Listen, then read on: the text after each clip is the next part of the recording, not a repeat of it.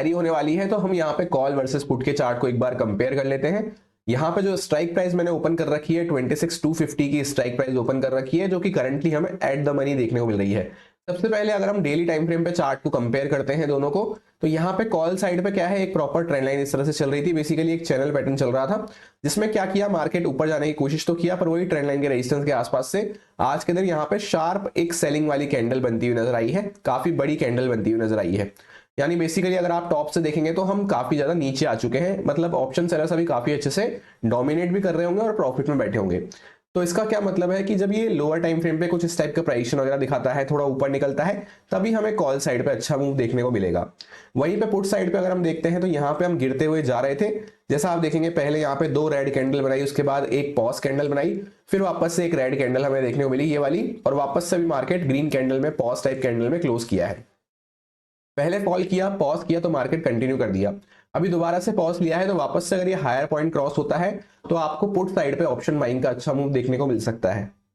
अब जैसा कि हम लोग आ चुके हैं 15 मिनट टाइम फ्रेम पे, यहाँ पे आप देखेंगे तो इस तरह से हमारी एक ट्रेंड लाइन चल रही थी कॉल साइड में, जिसको हम फॉलो करते हुए चल रहे थे। फाइनली मार्केट ने इसका ब्रेकडाउन कर दिया है और काफी अच्छे से सेलिंग में जाता हुआ नजर आया है। तो बेसिकली अभी ऑप्शन सेलर्स जो है काफी अच्छे से डोमिनेट कर रहे हैं। जब इसमें एक लोअर टाइम फ्रेम पे इस टाइप का हमें प्राइस एक्शन दिखता है, तभी कॉल साइड पे हमारे लिए अट्रैक्टिव मूव हमें देखने को मिलेगा ऑप्शन बाइंग पर्सपेक्टिव से।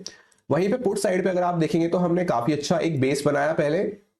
जैसे आप ध्यान से चेकआउट करेंगे, पहले हम ऊपर गए, वापस से सेलिंग में आए, उसी लेवल के आसपास वापस से यहाँ पे बहुत देर तक बायर सेलर्स फाइट किए और काफी अच्छा बेस बना के मार्केट एक बार शार्प मोमेंटम किया, रिट्रेसमेंट वगैरह लेके इस तरह से भी हम खड़े हुए हैं। तो दोबारा से अगर ये यहाँ से क्रॉस करता है तो हमें पुट साइड पे अच्छा मूव देखने को मिल सकता है, जहां पे छोटी क्वांटिटी हम यहाँ पे प्लान कर सकते हैं इसके ब्रेकआउट के साथ, और बाकी की रिमेनिंग क्वांटिटी हम इस लेवल के ऊपर निकलने के बाद पुट साइड पे प्लान कर सकते हैं।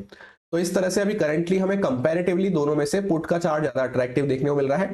क्योंकि अगर जैसे यहां से इस तरह से एक छोटी ट्रेंड लाइन जो चल रही है इसके ऊपर निकलता है, तो कुछ क्वांटिटी प्लान करी, फिर बाकी थोड़ी क्वांटिटी इधर प्लान करी, और टारगेट हम इन लेवल्स के आसपास तक अपना पहला टारगेट कुछ प्लान करते हुए चल सकते हैं।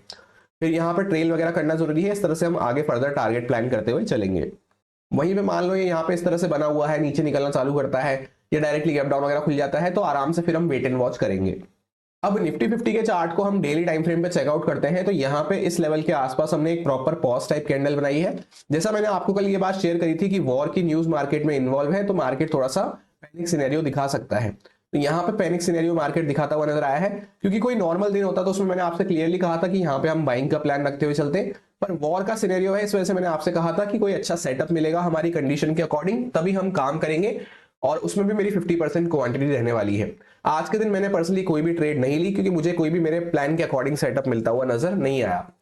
अब जैसे मार्केट ने यहाँ पे ऑल टाइम हाई के आसपास एक फ्रेश ऑल टाइम हाई लगा के वापस से यहाँ पे मार्केट सेलिंग में आया है, पॉज लिया है, तो जब दोबारा से इसको क्रॉस करता है तो हम भी बाइंग करते हुए चलेंगे। हल्का फुल्का ऊपर नीचे हमारी ओपनिंग हो रही है, तो हम ये जो सेलिंग आना चालू हुई है, करेक्शन आना चालू हुआ है, इसी को कंटिन्यू प्लान करते हुए चल सकते हैं। अब जैसा कि हम लोग आ चुके हैं 15 मिनट टाइम फ्रेम चार्ट पे, यहाँ पे आप देखेंगे तो मार्केट खुलते से ही थोड़ा सा सेलिंग में गया, फिर वापस से बाइंग में आया, क्योंकि एक दिन पहले जब ट्रेंडी मूव किया था तो अगला दिन थोड़ा सा वोलेटाइल रहता है, मार्केट वोलेटिलिटी दिखाता हुआ नजर आया। उसके बाद पूरे टाइम यहाँ पे साइडवेज था, एंड में वापस से हमें शार्प सेलिंग देखने को मिली है। ये एंड के सेलिंग के पीछे का इंपॉर्टेंट रीजन ये था कि ट्रंप ने वापस से ये चीज अनाउंस करी है कि जिस तरह से वेनेजुएला पे उन्होंने अटैक किया, और भी कंट्री के उन्होंने नाम मेंशन किए जो उसके राडार पे है ट्रंप के मिस्टर, तो उस वजह से ये बात के टाइम पे हमें पैनिक सिनेरियो देखने को मिला है, क्योंकि न्यूज के अकॉर्डिंग उसमें इंडिया का भी नाम उन्होंने मेंशन किया है कि अगर जो भी उनके अगेंस्ट में जाएगा वो वहां पे अटैक करते हुए नजर आएंगे। बेसिकली उन्होंने वार्न किया है इंडिया को, साथ में ईरान को, कोलंबिया को, मैक्सिको को और ग्रीनलैंड को, ये कुछ कंट्रीज के नाम उन्होंने मेंशन किए कि हमें संभलने की जरूरत है। तो बेसिकली वो जो वार्निंग दी गई, उस वार्निंग की वजह से यहाँ पे और थोड़ा सा एंड के टाइम पे पैनिक क्रिएट होता हुआ नजर आया है। तो अभी प्राइस एक्शन हमें क्या बोल रहा है कि सेलिंग हुई, रिट्रेसमेंट हुआ, वापस से मार्केट यहाँ पे खड़ा हुआ है, तो थोड़ा बहुत gap up flat gap down हमें मिलता है, तो हम सेलिंग का प्लान करते हुए चल सकते हैं। क्योंकि मार्केट जैसे यहाँ पे ब्रेकडाउन के साथ सेलिंग में आया, तो जो वीकेंड्स वगैरह एंटर किए होंगे उनको मार्केट ने हटा दिया वहीं तक, और वापस से फिर मार्केट सेलिंग में जाने की कोशिश कर रहा है। तो flat gap down gap up में हम इस तरह से सेलिंग का प्लान रख सकते हैं। फ्लैट में बस हमें सेम चार्ट के लिए प्लान नहीं करना।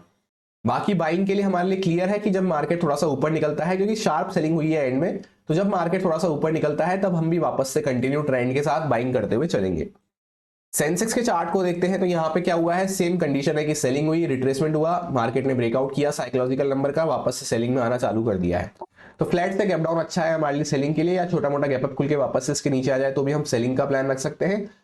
एफएनओ डेटा भी हमें उसी साइड पे सपोर्ट करता हुआ नजर आ रहा है। ज्यादा बड़ा गैप अप खुल गया या सीधा मार्केट इन लेवल्स वगैरह के ऊपर निकलना चालू करता है जहां पे हम फंसे थे बहुत देर तक, तो फिर हम भी कंटिन्यू बाइंग प्लान करते हुए चलेंगे, ट्रेंड के साथ फॉलो करते हुए। निफ्टी बैंक के चार्ट को देखते हैं तो यहाँ पे मार्केट गैप अप खुलता हुआ नजर आया अच्छा खासा, और जैसा मैंने आपको ये पॉइंट शेयर किया था कि अगर मार्केट गैप अप खुल गया तो वो यहाँ पे प्रॉफिट बुकिंग में आ सकता है। कंटिन्यू प्रॉफिट बुकिंग हमें देखने को मिली यहाँ पे, और वापस से एंड के टाइम पे जैसा मैंने आपको न्यूज शेयर करी, उस न्यूज के चलते, वार्निंग के चलते यहाँ पे और पैनिक सिनेरियो क्रिएट होता हुआ नजर आया। तो अभी क्या है, मार्केट ने ब्रेकडाउन वगैरह किया, ये स्विंग का ब्रेकडाउन किया, जो भी सेलर्स आने की कोशिश कर रहे होंगे सबको हटाया, और अगर फिर से वापस से मार्केट नीचे निकलता है, जैसे 60,000 का लेवल है, फ्लैट से गैप डाउन अगर खुल रहा है, नीचे निकल रहा है, छोटा मोटा गैप अप खुल के वापस से नीचे आ रहा है, तो हम सेलिंग का प्लान रखते हुए चल सकते हैं। जब मार्केट ये जो सेलिंग हुई है इसका ऑलमोस्ट 50-60% लेवल क्रॉस करता है, इसके ऊपर कुछ प्राइजेशन बनाता है, तब हम कंटिन्यू बाइंग करते हुए चलेंगे, ट्रेंड को फॉलो करते हुए। पर फिलहाल जब मार्केट यहाँ पे सेलिंग दिखाना चालू किया है तो हम भी करेक्शन साइकिल को फॉलो करते हुए चल सकते हैं। तो ये कुछ इंपॉर्टेंट पॉइंट्स थे जिनको अगर आप ध्यान रखेंगे तो डेफिनेटली आप एक्सपायरी पे कल के दिन अच्छा मूव प्लान कर पाएंगे। मिलते हैं किसी नेक्स्ट वीडियो में। Thank you.